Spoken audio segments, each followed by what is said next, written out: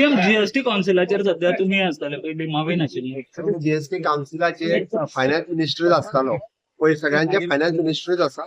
आमच्या आतापर्यंत मावीन जे आसा पळय हे जीएसटी मेंबर म्हणून ताका पयलीं उलोबाई आसतना डेप्युट केले ते कंटिन्यू केल्ले.